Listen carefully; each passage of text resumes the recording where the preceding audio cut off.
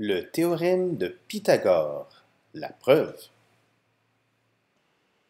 Bonjour, donc pour cette nouvelle capsule, on va s'intéresser au théorème de Pythagore. Donc c'est un des théorèmes les plus célèbres là, de l'histoire des mathématiques.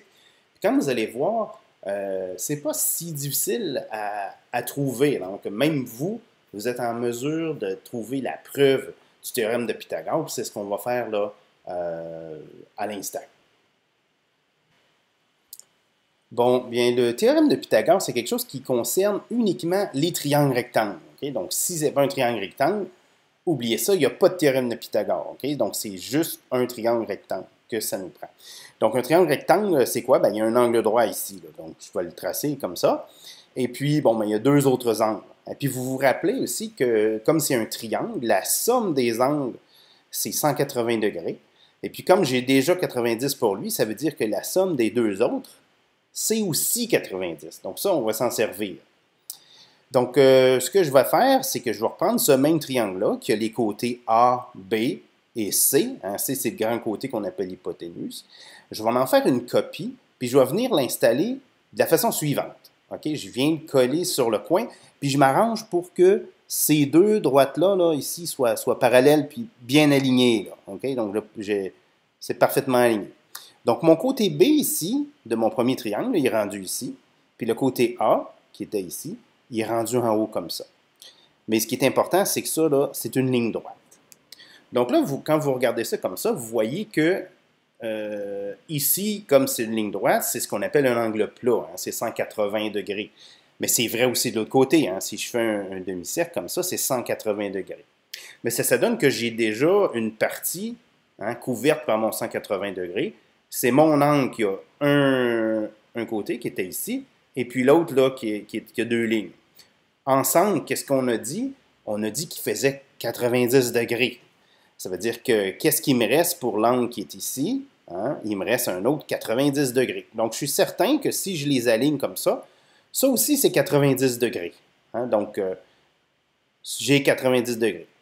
Donc, ces deux droites-là, avec de la mesure du côté était C, bien, elles sont perpendiculaires. Donc ça, je l'ai fait une fois. Je peux le faire plusieurs fois. Là. Je vais le faire une deuxième fois comme ça. Hein? Puis, je vais le faire une troisième fois comme ça. Donc là, je me ramasse avec cette construction-là. Bon, pourquoi je vous dis ça? Bien, je vous dis ça parce que je vous demande de faire un petit exercice. Je vais vous demander, là, je vais colorier ça en rouge, OK? Puis je vais vous demander, c'est quoi l'aire de la partie qui est en rouge? Bon, ben là, vous le savez, vous dites, ben là, j'ai 4 triangles, fait que je vais calculer l'aire d'un triangle, puis je vais faire x4. Ben oui, c'est vrai, ça c'est la bonne façon, fait qu'on faisons-le. Hein? L'aire, c'est quoi? C'est 4 fois l'aire d'un seul triangle, puis l'aire d'un triangle, ben, c'est base fois hauteur divisé par 2. La base, c'est B, hein, ici. La hauteur, c'est A de mon petit triangle. Puis je divise par 2. C'est comme ça. Ben, si j'ai 4 ici fois 1,5, ben, ça fait 2. Donc la réponse, c'est 2A. Ouais, OK. Est-ce que c'est la seule façon de trouver cette réponse-là? Non. En fait, il y a une autre façon. Quelqu'un qui sera observateur me dirait, ben, sais-tu, ta partie rouge ici, ça se trouve aussi à être l'aire d'un grand carré rouge, OK, de côté A plus B, hein, parce qu'ici, j'ai A plus B, j'ai A plus B, j'ai A plus B, j'ai A plus B. Donc, c'est vraiment un carré, puis j'ai des angles droits ici. Là. Donc, c'est vraiment un carré de côté A plus B. Et puis, à ça, il faut que je soustrais l'aire d'un carré blanc ici, de dimension C, donc C au carré. Donc, comment qu'on calcule ça? On dit, ben, l'aire, c'est A plus B au carré moins C au carré. Hein, parce qu'on sait que pour un carré, ben, on fait le côté au carré. Ben, c'est ce que je viens de faire ici. A plus B au carré moins l'aire du blanc, hein, c'est C au carré.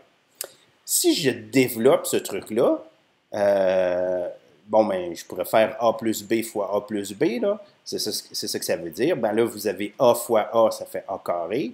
vous avez A fois B, puis vous avez B fois A. En tout, on les regroupe, ça fait 2AB. Et puis, vous avez un B carré, parce que j'ai B fois B. Hein, je vais avoir deux termes.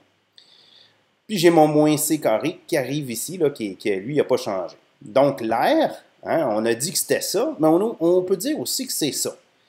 Donc, quand il y a deux façons qui donnent, OK, c'est supposé de donner le même résultat, même s'ils ne s'expriment pas pareil, qu'est-ce que ça veut dire? Ça veut dire que ces deux choses-là, là, ils sont égales. Donc, moi, je vais mettre le signe égal, ce ne sera pas compliqué. Donc, j'ai ce que je viens juste de calculer qui est égal à ce que j'avais calculé avant. Bien là, vous regardez que j'ai un 2AB des deux côtés. Donc, ça, je peux les enlever parce que je l'ai des deux côtés. Donc, qu'est-ce que je me ramasse avec? Je me ramasse avec A2 plus B2 moins C2 qui est égal à 0. Bien, je peux envoyer le C2 de l'autre côté en faisant plus C2 des deux côtés.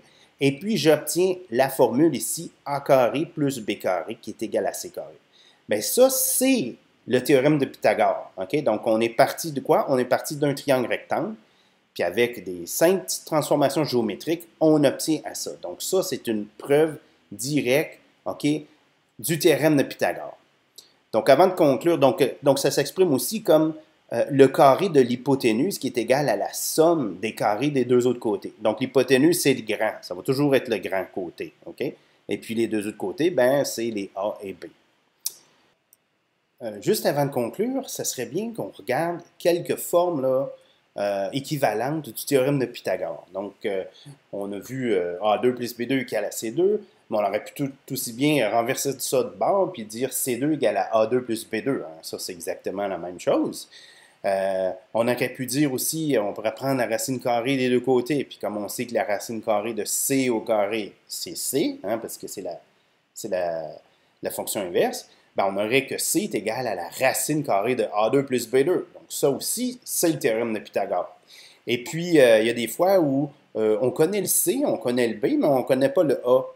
Donc, qu'est-ce qu'on va faire? On va isoler le A ou le A carré. Et puis, c'est ce qui est fait ici. Donc, si j'isole le A carré, comment je fais? Bien, je pars de cette formule-là, puis je fais moins B carré des deux côtés, et puis c'est ça que j'obtiens ici. A carré est égal à C2 moins B2. Puis encore une fois, si je prends la racine carrée, ben j'ai A qui est égal à la racine de C2 moins B2.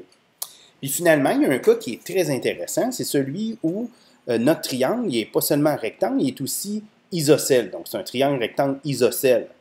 Dans ce cas-là, le A est égal au B. Donc ce que ça veut dire, c'est qu'au lieu d'avoir A2 plus B2, ben, j'ai 2A au carré. Hein? Donc là, je peux prendre la racine carrée des deux côtés. Et puis, ce qui va me rester, c'est C qui est égal à A fois racine de 2, ou racine de 2 fois A, c'est la même chose. Donc, ça aussi, ça représente le théorème de Pythagore, mais dans le cas d'un triangle rectangle isocèle. Okay. Donc, en conclusion, qu'est-ce qu'on a vu? On a vu que le théorème de Pythagore, sa forme là, la plus commune, c'est A2 plus B2 égale à C2. Okay? Où C, c'est le grand côté ici. C'est ce qu'on appelle l'hypoténuse. Alors que le B puis le A, là, ce sont les côtés, les longueurs des deux autres côtés. Mais ce qui est important, c'est que c'est vraiment un triangle rectangle. Hein. Allez pas me faire un calcul avec le triangle le théorème de Pythagore si vous n'avez pas d'angle droit nulle part. Ça ne marchera pas. Donc, c'est vraiment juste pour un triangle rectangle. Et voilà.